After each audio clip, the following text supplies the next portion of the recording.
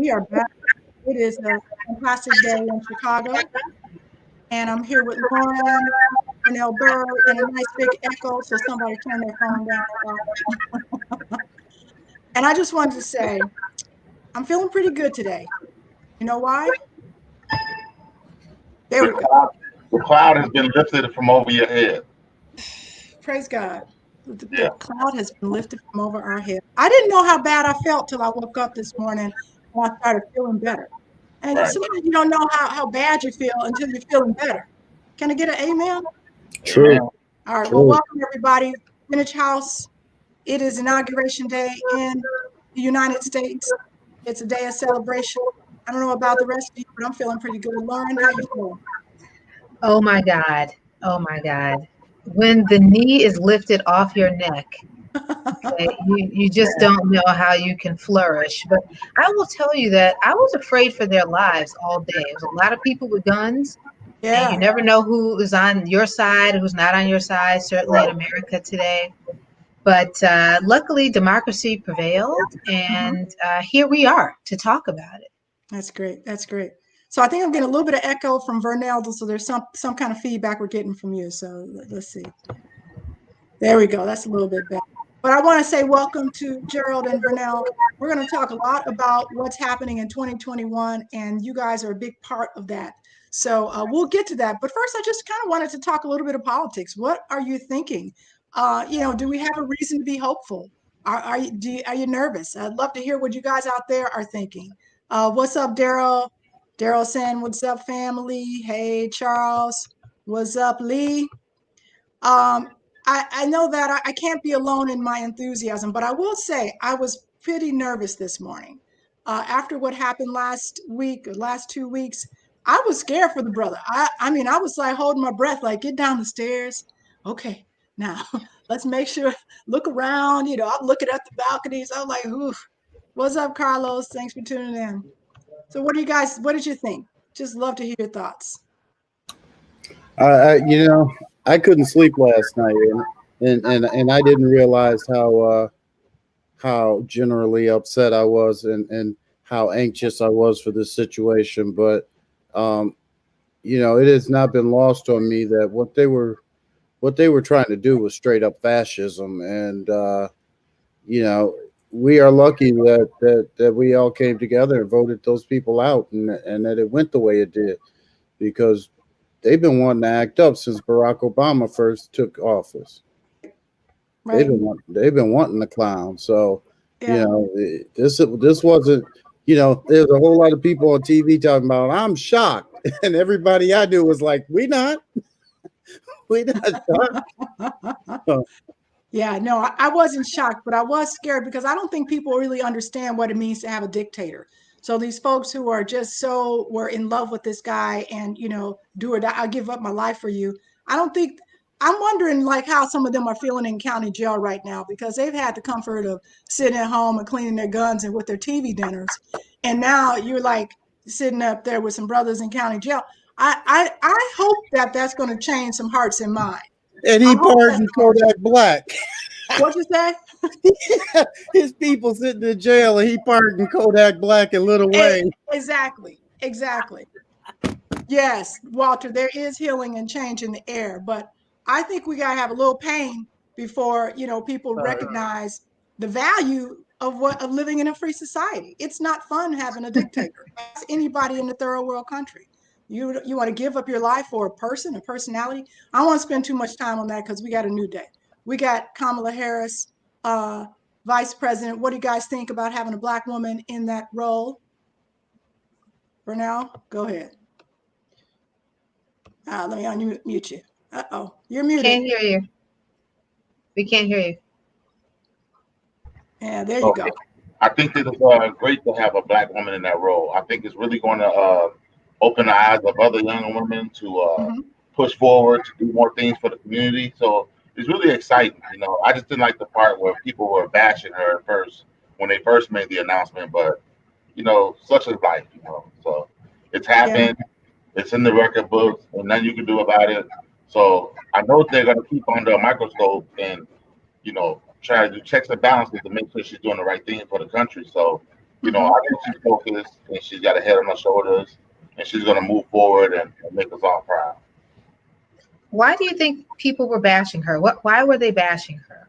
I think it's because she was a prosecutor over in California, and whatever her belief was as a prosecutor really didn't sit well with the black community. So I think people are a little upset about how she did her job, and you know they figure or they think that she didn't help the black community. But you know, all I say is she did her job. If you don't commit crimes, you don't. That's something you don't have to worry about.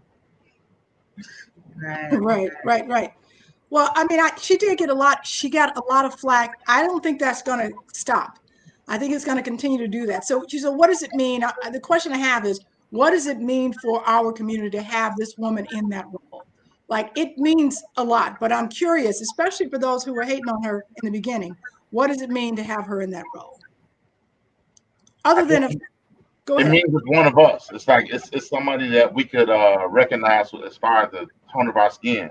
We have a voice that can make some change and get some things rolling. So, you know, because they try to throw Barack under the bus and say he didn't do anything for black people. So, you know, I just think that it's really something great for us. You know, I'm really happy and proud of her and happy for her. Yeah, Walter I agrees think with that you find yourself in a situation where, you know, as an aspirational figure, it's great.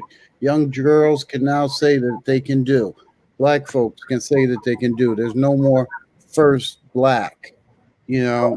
But you know, I live out here in the sticks with people that were true Trump fans. The guy across the street put one of them Trump flags up, and he said to me, you know, does my flag bother you? Well, first of all, the fact that you asked me tells me you know something's wrong. But secondly, I said, well, you know, truth be told, it's far removed from me. I didn't get rich under Barack. He didn't call and say, hey, we sending money to every black man. And I didn't get poor under Trump. But things were tougher. Yeah. Things were a little tight, you know, a little weird, you know. And so I think that what we're going to see is there won't be that institutional backing for the white supremacy and the white anger. They won't be able to lean on somebody in power. Right. But they will survive. They will continue. White supremacy clearly is out in the open. It has not disappeared. Because they don't have Trump does not mean they're not emboldened to, again, want to take over the government. I mean, Trump has been silenced on the short term, but he is not going to disappear. And again, you recognize now your neighbors are racist. They don't want you to be in this country. They don't want to support anything that you do. You know, how we operate in the world now should be very different. People want the nation to come together, but no one's discussing the race issue here that is so prevalent and so pervasive in our lives, in their lives. They're thinking about us day and night and upset that we're moving forward. And it's not just the people in the sticks. It's our politicians who represent the majority of America. It's our Olympic, athletes. It's our athletes. It's our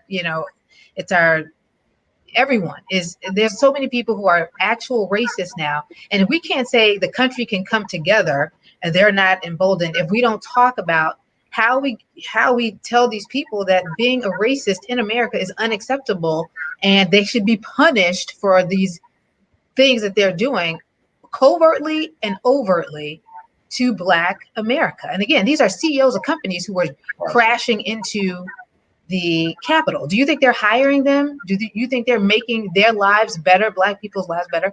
I mean, we're in real trouble here. Half the country does not like Black people, and it's all about the Confederate flag and Black people.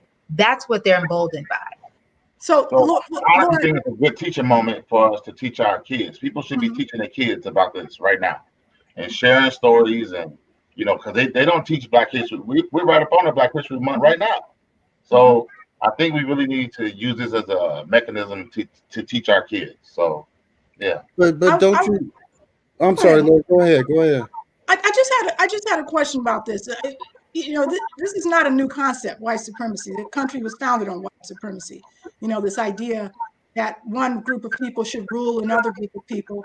And the backlash for Obama is no different than backlash from other times that we've had progress throughout the history of this country. You're always going to have a backlash. But I'm wondering about this. I said to Simone today, I hate that people lost their lives. I hate that people lost their lives during this horrible incident at the Capitol. But I'm wondering if it woke some people up. If things were if we actually kind of needed something like that to happen to allow Americans to see this is what you're talking about. This is what white supremacy really looks like. Right. And this was This just is a where it's going to go. small taste of it. White supremacy killed 700,000 people in the Civil War. Wow. Most of whom, 99.9% of them, who were never going to benefit from slavery anyway. They were only benefiting from white supremacy. So, this is just a little taste of it. I mean, I don't know. What do you think? I think the I right. know exactly. I have the answer to defeating white supremacy.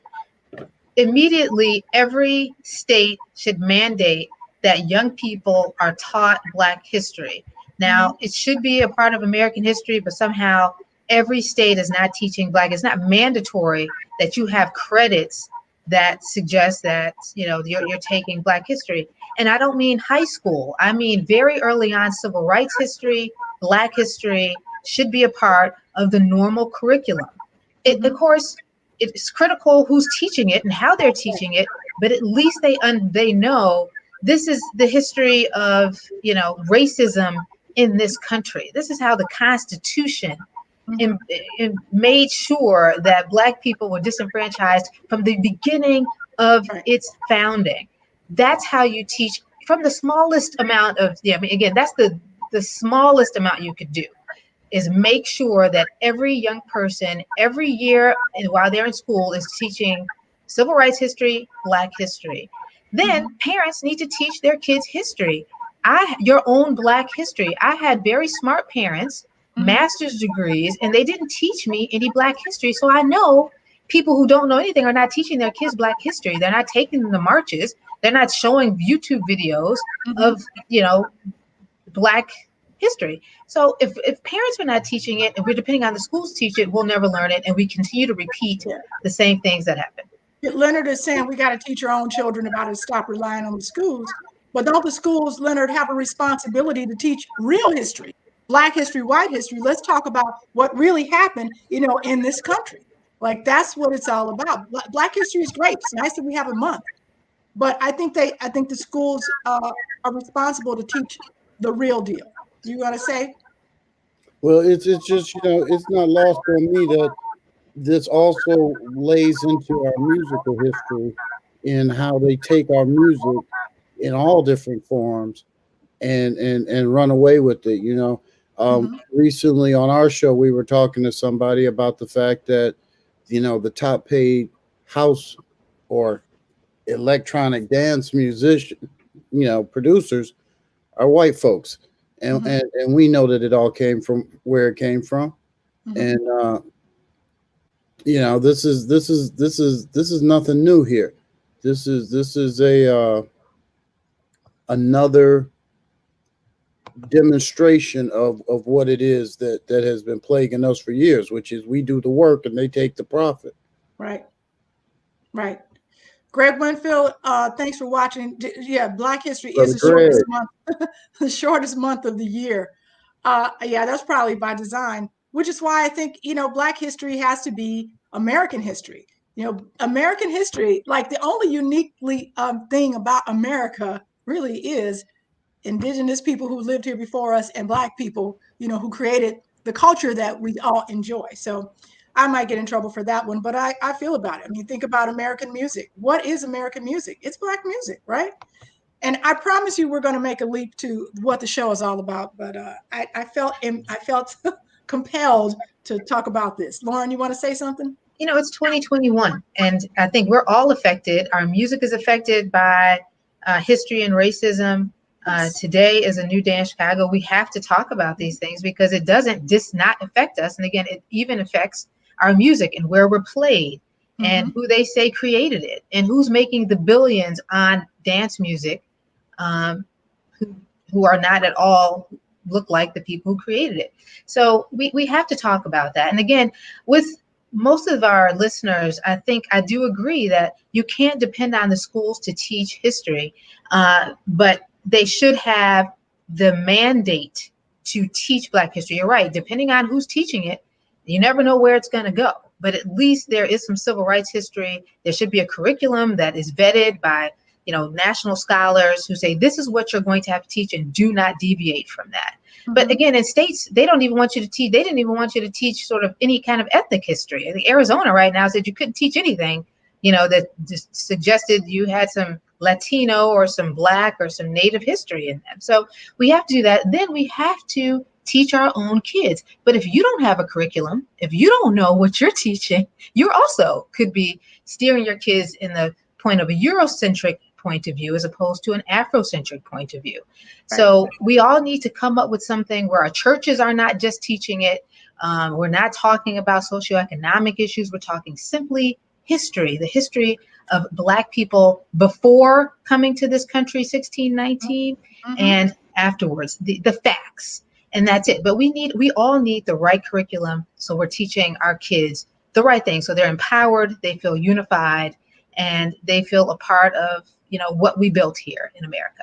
Yes, yes. Well, I know we're talking about house music, but I got about a quarter of me, if not a little bit more, that's hip hop. And I got to say that, I long for the days back when Public Enemy and some of those other more conscientious rappers were giving us our history through our entertainment. KRS-One, you know what I'm saying? Now I'm listening to these idiots mumble about killing each other. And so that's what our young people are learning. We need to build that history. The history of our people needs to be a part of our entertainment. It needs to be a part of our life. Not who can shoot each other the quickest. That don't make no sense to me. I agree. All right, we want to make the leap. Thank you guys for having that conversation. It doesn't stop. We have hopefully a really great 4 years in front of us, but I think that the way that we're going to ensure that we have 4 years in front of us is if we be part of that solution. So, I think that one of the challenges we had with Obama's administration is, especially by the second time around, and I'm guilty of it, the first time out, I was canvassing, I was driving people places, I was doing all kinds of stuff. And then, you get a little complacent. You think, wow, we're on the right track. I can just kind of ride this train for a while. I think we learned that we can't sit down. You cannot rest on your laurels. You can't rest on what happens, because when you do, what just happened for the last 4 years can happen again.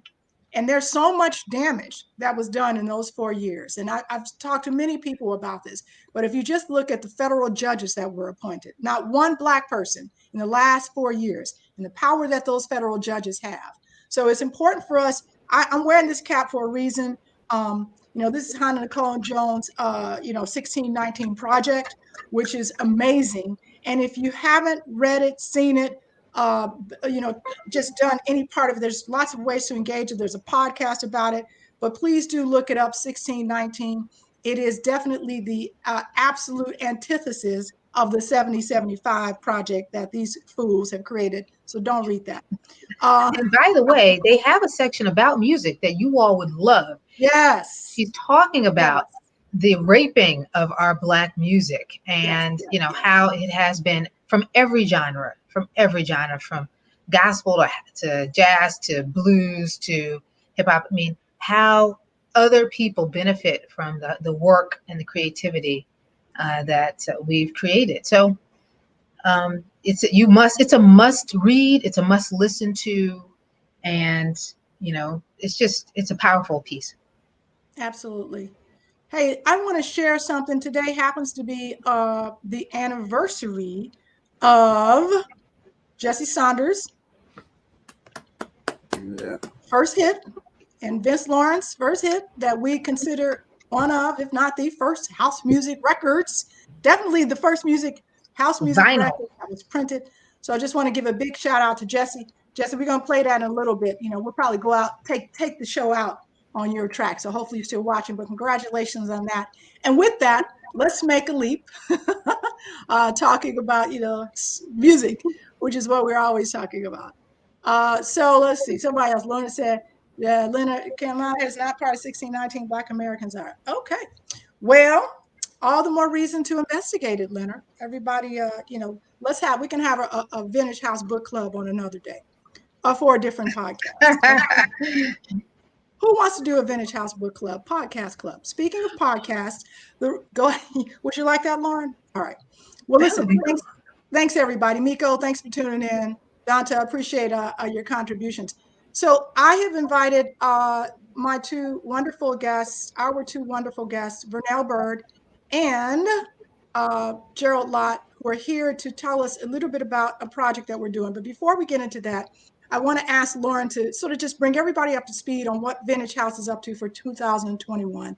2020 was a great year, but we got a lot more planned. So let us know, Lauren. First of all, I'm very proud of the way we pivoted for 2020. We've been going to the studio for years. We've always been on Facebook Live, but now having to take everything digital, we did not miss a week at all. We immediately went to digital, threw it out there, starting out with Kendall Lloyd in April and saying, hey, let's start the show. Let's get it done. And so I'm really proud of all of us for pivoting the way we did. And 2021 was a tough year. We had a lot of interesting subjects. We had a lot of great, fantastic guests.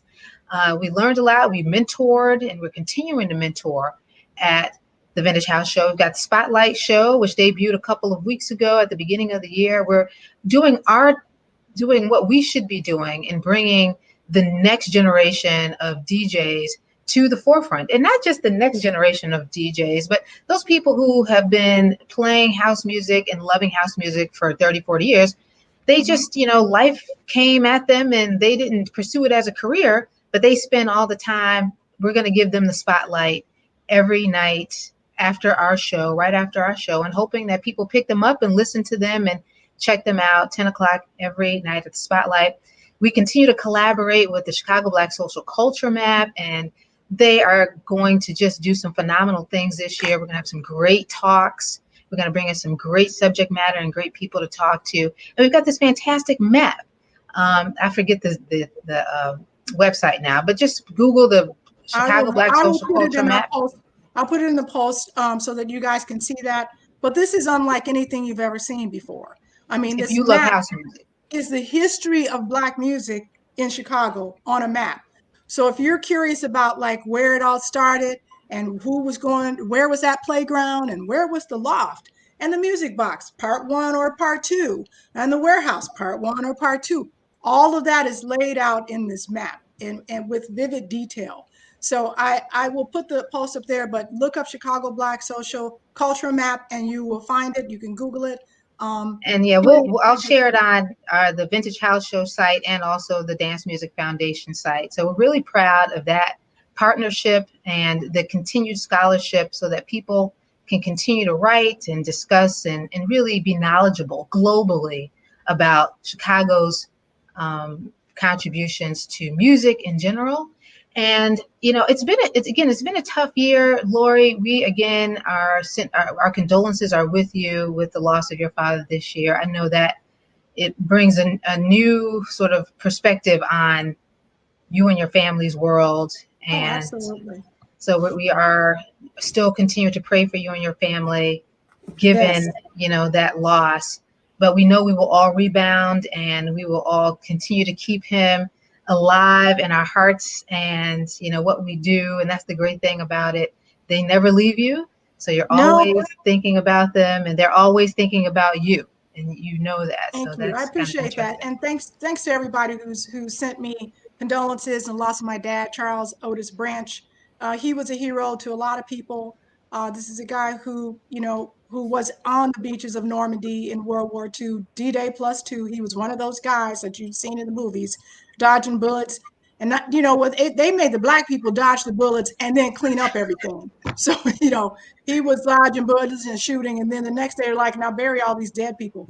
And, so it was very tough for Black people during the war, but he survived it and went on to do many, many great things. So, yeah, I love my dad and I love you all for reaching out to me. It means so much to have a community that's so supportive and loving and giving. So thank you, thank you, thank you.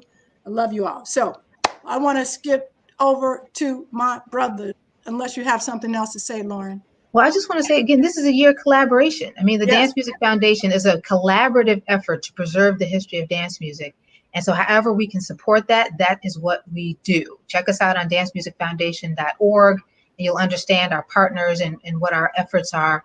And today, and what we're talking about today is exactly what we mean by collaboration and support. So we've got the Bird's Nest here, Lori Branch, we've got Vernell, we've got Gerald here. Man, can't wait for 2021, guys. Lori, take it. Thank you. Thank you. So I'm going to start with Vernell because Vernell and I, we met each other just a few years ago when I was doing a party with one of his buddies up here on the north side. And we just had, you know how you meet someone and you just kind of have chemistry, like, you know, friendship chemistry. And it was like, we liked each other. He came on my show uh, a couple of times. Then I went on his show and we are like, you know, we eventually got to do more stuff together. Yeah. Doing some really great things. So intro Vernell, you know, give us 2 seconds for anyone in the world who may not know who you are. Just 2 seconds of who Vernell Byrd is and tell us a little bit about the Bird's Nest. Vernell Byrd is a fun-loving guy that just really want to have a great time, make people smile, work hard, take care of my family. You know, it's been really tough for me the last few months. I had a stroke in June, but I'm doing a lot better Oh than my I was God. doing before. So yeah, you know, and I appreciate everybody sending me calls and prayers to, you know, wish me along to get back strong. So it's been really tough, but you know, we're gonna see it through and make it happen this year. That's right.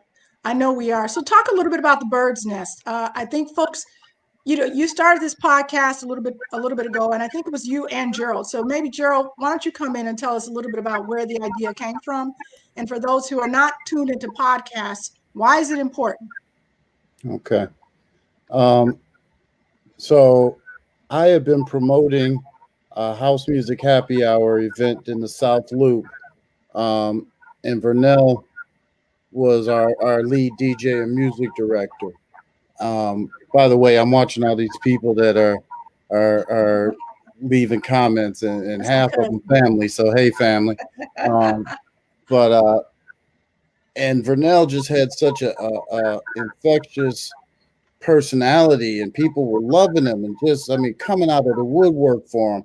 And he also had this thing where he was doing where he was inviting DJs over to the house to spin, and they were just kicking it and face streaming or Facebook streaming it. And I'm watching and I'm seeing the numbers of people. He's getting hundreds of people watching them mix. And I was like, Vernell, we got to do something with this. And so we realized that, we had an opportunity to go a little bit further because we knew that eventually Facebook and those things were going to shut down just you mixing other people's music. But we said, well, why don't we, talk to these DJs? Let's find out what's going on with them, where they're at, and start kind of just cataloging these interviews. And so that's what it was. Originally, it was supposed to be tag team mixes with Vernell, but that got to be a little difficult to do. And so we moved into a different direction, and now we've moved into a third direction, which we'll discuss in a moment. But That's yeah, great. that's kind of the history. Well, let's talk about it. You guys are doing something unique. I love the Bird's Nest. Vintage House has a podcast too, and it's interesting because the cool thing about podcasts is that you can listen to them in your car. A little less driving going on in the last year. People staying at home, but I listen to them all day long. I am a podcast junkie, and I can tell you there are so many great things that are being created on a daily basis around the world, and it's a You great way can to. learn about anything. If you want Oh to my learn God. something, it is Yes. amazing what you can learn. That's how I learned out about Hong Kong. Like, I never knew about Hong Kong until I listened to Throughline. And I was like, wow, they had a really rough, that you understand why the rioting is going on? Really great story there. Throughline's one of my favorites. I got so many favorites. Post your favorite podcasts, and so we can share them with everybody. So let's talk about the Bird's Nest podcast. There's something different about what you're doing now. You were interviewing people, tell a little bit about their story, my history in house music, in Chicago house music, and then you play a mix, which is great. Now we're going more in depth, and you have these fantastic co-hosts, from what I understand. So let's, Vernell, tell us more about that. So we actually hired a research guy and he's the author as well. His name is Jason Regan, and he kind of like takes our subjects and he do a deep dive into them to get a lot of factual information that we use in our show. So that's the beauty of it. I think that's one of the big things that we do is we try to dig deep, dig to the root of a lot of things in the house music to give people good information on what happened in the past or what's going on now. And it's done in a format such that it's like investigative reporting. So instead of one person talking about themselves for 45 minutes, and we love to do that, it's people talking about that person or that entity or that movement. And you, Gerald, tell us a little bit about this first series because it's a 4-part series. Right. It's we're looking into how WBMX and the Hot Mix 5 impacted Chicago and house music as a whole. Um, speaking along the lines of what you're saying, our goal is to kind of be the This American Life of house music. I mean, everybody's doing 2 DJs sitting around talking about what parties they used to go to. So we're trying to, just take it one step deeper. You have people get on Facebook or something, and they'll say, I was at the first party where a DJ mixed a record, and then there's like 10,000 comments. No, you weren't. Yes, I was. No. Well, we're going to try to dig into some of those things and kind of see, what's really there, because a lot of it's becoming mythology now. It's getting lost in the stories, and and we don't know. And the scary part is we getting older. Some of us aren't going to be able to tell these stories much longer. And I'd like to document them. I've been around house. I've been in the shadow of these guys that I've looked up to. You mentioned Jesse. I worked for Vince Lawrence for 15 years or so. These are guys that are heroes to me. Mm-hmm. And I just want to make sure that we do the best we can to tell their stories. Talk a little bit about that first. So I was joking about your illustrious co-host. I've been fortunate to work with these gentlemen to actually help with the investigative series part, because that really interests me. I love shows like This American Life and multi-part series like the series on Obama and the series on Rod Blagojevich. That was interesting. Like WBZ does, lots of places do these multi-part series. But talk about, what is it, give people a snapshot of what we uncovered in the first one. And I'm happy to chime in there because I learned a lot myself. Well, the cool thing was that there's so many people that knew stuff and we didn't really know that we knew it, so right. We hired this research guy from outside of Chicago. He's from North Carolina. He has nothing to do with house. We did that for a purpose. We wanted him to be ignorant of the sacred cows. We didn't want him to not ask somebody something because you don't ask so and so about his ex-wife or something. We want him to just go in there and say it. But then as he gave his information, it started to resonate with the remembrances of us and our crew, including Lori. And what we found out is it really came from WDAI. And I've been interested in how many times WDAI has come up in the conversation. We've now had 7 or 8 different people as guests, and that always comes up. But we don't hear a lot of discussion about that. It was interesting to talk to Lee Michaels and find out why he came up with the chemistry that he did. And then we also talked to some current DJs and asked them how they were impacted by the Hot Mix 5. Cats are throwing out record stores that I had forgotten all about. And we end up, talking about imports, etc. And we talk about, how you could go in there and Lil Louis had a pick on the wall and you could, get Lil Lewis's latest pick, which then makes me start thinking of, spots up north like Coconut and AKAs and all that. And, it's just such a walk down memory lane. So I've talked too much. I'll shut up. Bye. No, no, I think it's really important. So that's just a smattering of what you'll hear if you tune into to the new podcast. It's the Bird's Nest. You can get it wherever you get your podcasts. And the first series is about the Hot Mix 5 and WBMX, and we have some really great guests that are a part of it. Lee Michaels, who was kind of the mastermind behind it. We spent a lot of time talking to him, and he gives us some really great insights as to like what happens in radio. And I really appreciated talking to Lee because we have a lot of theories about sort of why house music did not soar in the way that hip hop did, for example, on Chicago radio. So we had this period, during the WBMX days and a little bit of WGCI. Herb Kent had a little show, and of course, the beginning with Disco DAI. But then, by the late 80s, you weren't hearing that. It certainly became kind of a genre of older people, where in other places it was flourishing.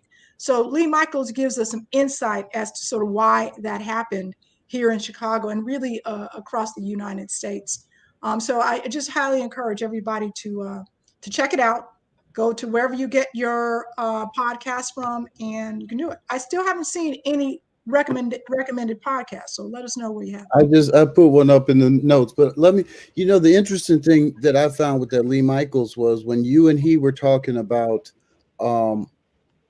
you said something about the choppy mixing, how they were coming in and out so quick, and he said, well, in radio, you're thinking about a guy driving from the south side to downtown, and you want to get him 9 different songs in that. It really that struck me. I was like, wow, I hadn't really thought of that, how that style of mixing had come about due to those radio parameters. It actually changed. It changed the way that we thought about house music. It really did, because I mean, that's why I say I remember feeling like I'd learned a lot just from that discussion, because we thought, people who were hot mixing were just like, what are they doing? Well, they were imitating what they heard on the radio, except now that was what was driving the parties. So it was nice. We'd like to have these, 20-minute songs and the disco version of the 12 inches. It's, you want to hear Ain't No Mountain High Enough. I got to hear all the way to the end because that's when it gets really good. And we were into that. But like New School was like, no, why are you playing it so long? And so it did create this kind of bifurcated, movement within the house community where you had folks who were more purists, and they weren't necessarily older. They were just people who liked the underground feel, like when you go to a party and you are lulled into a trance by a song that might be 10, 12 minutes long, versus those who got their exposure to house music on the radio, right? So there's the underground club people. That's where they got their exposure, and they heard the radio, and some liked it, some didn't. And then you have these other folks, who heard house music the first time from the radio, and that was their understanding of it, was that it's supposed to be fast. You're supposed to go in and out. You don't hold a song for 10, 12 minutes. You cut it off and you sort of bring something else in. So I remember going and buying the Charlie Kaleo Sing Sing Sing and taking it home and being so disappointed that the drum solo wasn't like 20 minutes long, because I had heard it in hours. I thought the whole song was the drum solo. Yeah, exactly. So, Jesse, we talk a little bit about Frankie trying out for the original Hot Mix 5. And what was interesting was he did do some inviting specific DJs, and Frankie was one of those. Frankie that was not his style, though. I mean, if you listen to a Hot Mix 5 and you're a fan of Frankie Knuckles, you're going to be disappointed if he's going in and out of a song in like 3 minutes. That just wasn't who he was. And I think that it was a whole different thing. I don't want to give away everything because I want you to like listen to the podcast. So go ahead and check it out. Vernell, why don't you talk a little bit more about like what are we thinking as we move forward? I know that the Bird's Nest. Well, first of all, I want to talk about your parties, because you had some amazing parties. One of the last parties that we did, was what was happening down at the M Lounge. Can you talk a little bit about what was going on there? You were supposed to be doing a big party. I don't know if it was the cat was out of the bag, but tell us what happened last year, how you want to pick that up for this year. So I know that we were You muted again. Trying to do was to have an event called the Bird's Nest Honors, where we honor everybody that was a guest on the podcast for that short period of time that it was rolling. But COVID hit, and then that was it. So it just really crushed my little dream. And I gotta thank Gerald and River Rock Entertainment because they took something that was a dream of mine and turned it into a reality. So the M Lounge was a small venue, but we had some great parties in there. I mean, Lori, you was there. We invited you a couple times to come down and play, and we really appreciated you. And I would do anything for some of those nights back. Me too. You never miss it till it's gone. Right. Honestly, I had a very busy first few months last year, 2020. I was like, I'm just going to play everywhere, and I was doing that. I went to New Jersey, and then I played with Vernell, and then I started doing stuff with DJ Lady D and VD Girl. Like I was busy every week, and I'm like, this is gonna be a great year. And the last great party was like the first week in March, and they were like, shut it down. And I'm like, no, of all years. So I am really eager to get back on the dance floor. I don't know about the rest of y'all, but I'm ready to put on a mask and just do it. No. I'm trying to understand why I was not thanked. I was probably at 3 out of every 4 months events partying in front of the DJ, straight kicking it at the M Lounge. So I don't know how I'm not the first person to be like, Lauren, thank you for coming to all of those straight up tight parties. You got the party going. I mean, I made my own, dance floor and made other people come and hang with me. I remember that one time we had a good time. We had a good time last year. I just remember partying. I know M Lounge was the bomb, and I think it works for our crowd. And when I say our crowd, I'm talking about people like me, but also for younger people. I invited a lot of young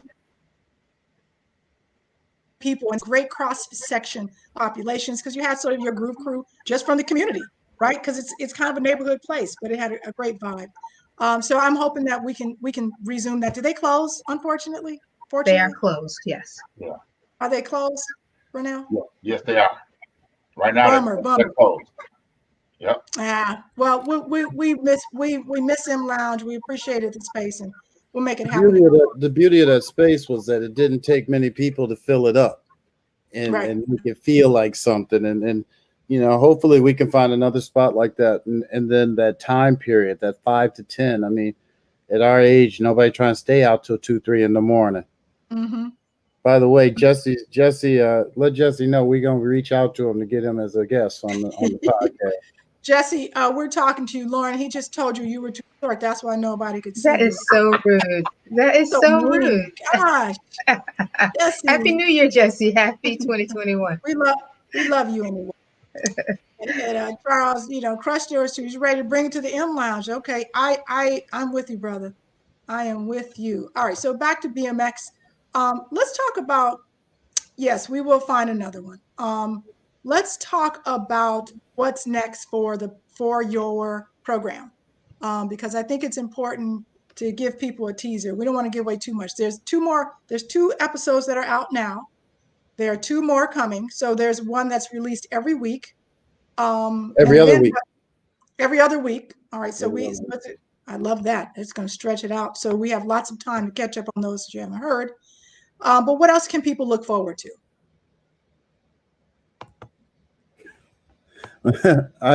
So what's going to happen is we're going to do an investigative series like we're doing a 4 series once a quarter. And then you'll have a couple where it'll just be Vernell kind of hanging with one person and taking it where it goes. So that might be the kind of thing where we reach out to a Jesse or a Vince or somebody like that and just have them, kind of tell us the story of house from their point of view. Our next one, I think we're going to try to look into who actually was the first house music song. Was it, was it the guy that said, I'm writing a song that's house music, or was it a song that had the characteristics of house music, which means then we got to dig into what are the characteristics of house music. So we're gonna try to take it as deep as we possibly can. You see Lauren like salivate. She's ready to get into that one. So we have our one researcher that's in North Carolina, completely don't know nothing. He's just asking questions. And then we have our other researcher, Miss Lauren Lowry, who is in on the inside of everything, and she can get us the good stuff. So I'm excited. I'm looking forward to where it all goes. That's great. I was trying to play Jesse's song. Could you hear it in the background a little bit? No. No. Okay. I'll try to take us out with it. But before we get out of here, I want to say thank you all for tuning in. We have so many great things happening in 2021. Jay McCauley, all the way from Australia, is going to be one of our guests. So we're going to get some voices about Chicago from outside of Chicago, all the way across the world. So thanks for tuning in, Jay. We have some New York folks. We're going to talk about Chicago music, but from an outsider's perspective, but also from people who were from here. So one of my good girlfriends, Honey Dijon, is going to be on the show, hopefully in the next few weeks. I got to confirm the date with her. And if you don't know who she is, look her up because you should, because she is from Chicago. She's born and bred here and was brought up in Chicago house music, and then has made such an impact around the world, influencing so many people. Her friends, many of her friends are going to be on the show too, but we're going to feature some local folks who are making it happen. So stay tuned. We've got a really great year planned for everybody. And if we're going to have folks from, we're going to have folks, sorry, Lori, we're going to have folks who are from Chicago, but currently in Berlin, currently living around the world, living in Africa. So we're going to be bringing in some real, some interesting Chicago stories, which is, I do like sort of where that is going to go. That's going to be really impactful. Absolutely. Can I say one thing? Yes, please. We're not leaving, Lori, because we have to stay on until the spotlight comes on. I'm giving it to my brother here. People of Chicago, whenever somebody says they know hip hop, they feel like they need to know New York. We need people that are in the EDM to know that if you can't know house music if you don't know Chicago. You know what I'm saying? We started this. So that's hugely important. I think with your podcast and other podcasts and the Chicago Black Social Culture Map, we're going to make that, something that the globe will know and understand. We really need to do our part to share that history in a unique way. And I applaud Jesse. He has a great show where he's bringing on people from, all over the United States and the world to talk about their contributions as well. But I think everyone has a great sort of point of view on making people understand how important Chicago is. Can you hear my boy Jesse now? I can't get my thing to work. All right, Jesse, we're going to get it to work. But anyway, I celebrate you with On and On. That was a major, major accomplishment. It helped to put us on the map. And we appreciate all of your contributions. And I want to give it up to Jesse, who's also written an amazing book in their own words. So 2 books. He says 3, but we know of 2. 2 books. He's got 2. The third one is coming. So I thought he was on sabbatical. You thought he was on what? I thought he was on sabbatical. I thought he was taking a book break. Jesse, I thought you were on sabbatical too. So anyway, we have a couple more folks that are coming up. Tell us a little bit more about what we can anticipate. Now, this Corky Tracksmith, this is for you. There's a reason that Lauren is doing what she's doing, because we've been hearing you talk to us. What does Corky keep saying to us? First of all, you had 2 great shows about passing the baton and who we are mentoring. And that is across the board. And, that impacted me, and it impacted our digital media manager, who's a young millennial. I don't even know what that's called. He's not even a millennial. But, again, if house music is to flourish, how are we supporting the young people who are moving forward? I like to use the example of, Chance the Rapper. Chance the Rapper at all times is giving love to Kanye West because he mentored him. And if we have more young people being mentored, then the pioneers continue to get love, because those people who you're mentoring will be mentioning you on BBC and mentioning you in Africa and, with all these different people. So I feel like we have to do that more. And I said, well, how can we say people should be passing the mic if we're not doing it ourselves? This is Vintage House, so we do a lot of talking about the past, but we can also mentor young people. And we were very lucky to meet what a great DJ VD Girl, also a young, less than millennial. I think what's the term for under? Just say 20 something. Yeah, the 20 somethings. Yeah, there's so many words and so many phrases. But we're so lucky to meet her, and what a powerhouse DJ she is. She's actually unbelievable. I mean, we don't even realize that. We couldn't believe that she could spin the way she could spin. It's almost like out of body. And we're like, well, we should be supporting young people like her. And then you and Lady D got together with her, and we're like, how can we do that more? How can we bring other people into the spotlight so people Absolutely. like Vernell and Gerald can throw them on as they're promoting events and creating things for people to spin at? Maybe you can want the young people to participate. Yes. Generation Z. JB said it's Generation Z. Gen Z. Thank you.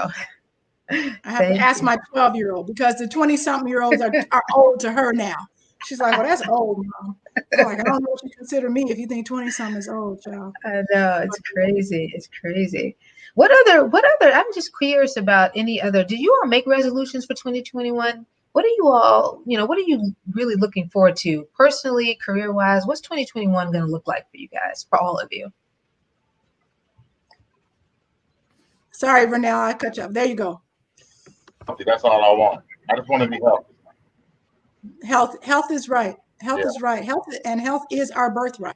So I'm with you. I let's stay healthy. One of the things that happened in 2020 is a lot of us ate too much. Yeah. Lori, you are girl. I'm sitting down. Okay? Don't have me stand up and turn around. I'm on a crash diet right now. I'm on a serious crash diet. I will be sweet by March. I have a lot of junk in the trunk, and not in a good way. Gerald, what are your 2021 resolution or goals? I'm just trying to follow God, man, and see where He takes me, because this has been a hell of a ride. It's been a hell of a ride, and I believe that this thing that I'm doing with Vernell and a couple other things that I'm doing, I'm finally at the age where I can do the things that I love and that I want to do versus what I have to do. And that's a blessing. It's a true blessing. And amen. And definitely this music is part of that. Amen. It's a spiritual journey. Yes, ma'am. Yes, ma'am. House music is a spiritual journey. It is for sure. It is. By the way, can I mention that, Lauren, you were telling stories on when we interviewed you on the podcast, and I'm getting all sorts of people that have been sending in messages about how much they liked your stories and how you brought the 80s back to life for them. Oh, wow. That's fantastic. That's good to know. Thank you. Thanks for the opportunity to be able to tell stories like that. I will tell you that I love this show. I think it's great. I don't really like hosting the show. I don't really like to be on there because, you have to look good. That's all. It's just very difficult. I loved the radio station. It was perfect. No one could see me. It's fantastic. So I don't always get to tell stories, but, I love house music. I was born with house music, so I'm just in love with it across the board. So I really am happy to be able to share my small story about house music, my house life. Well, we got lots more stories to share, so I want to thank everybody who's tuned in tonight. We're here every Wednesday. I just patched in Quantify, who I think is our spotlight DJ for the day. So welcome. Thanks, guys. Thank you for having me on the show. Where are our hosts?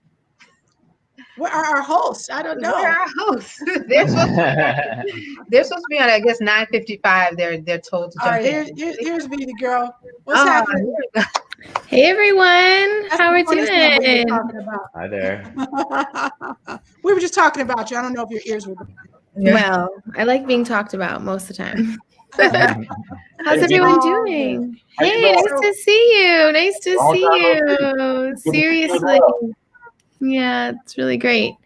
Even virtually is great with me. Yeah. So tell us what's about to happen, VD Girl. Yeah, so we are really excited to have DJ Quantify on here tonight. We actually both share a mentor, Toad, who's one of the greatest guys.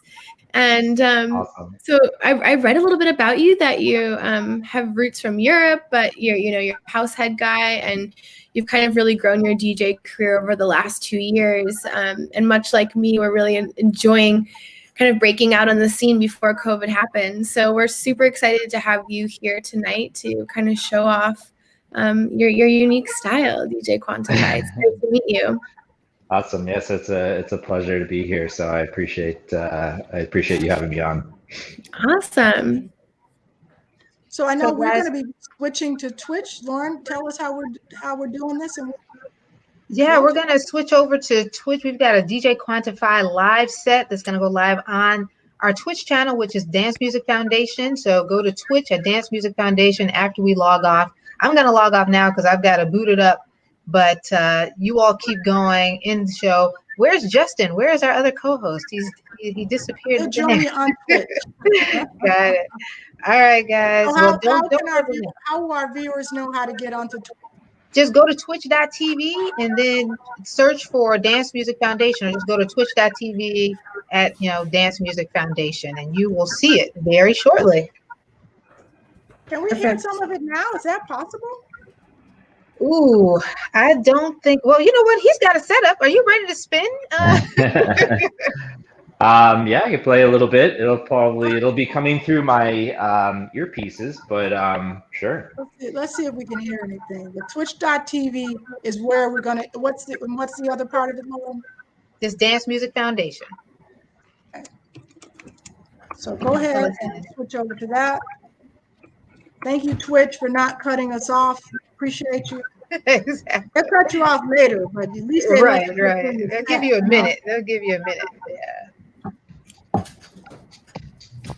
Can you guys hear that? I can hear it a little bit. Hey. Right, well, I'm gonna let you turn it up a little bit. Let them run for about 3 minutes, and then we're gonna switch to Twitch. So while you are warming us up, I just want us to give a special shout out, a special thank you again to Gerald, Lott, Vernell, Byrd, yes, thank you for being on the show today. I am so excited to collaborate with you guys on the series, the Bird's Nest podcast series. So pick up the Bird's Nest wherever you get your podcast, Vintage House, wherever you get your podcast. You can subscribe to our channel, Vintage House podcast series, where you essentially can hear this show, our previous shows. I think, Vita Girl, you've got a podcast too, don't you? Maybe. I'm always making things, audio things all the time. Okay, cool beans. All right, so I think Justin has popped on.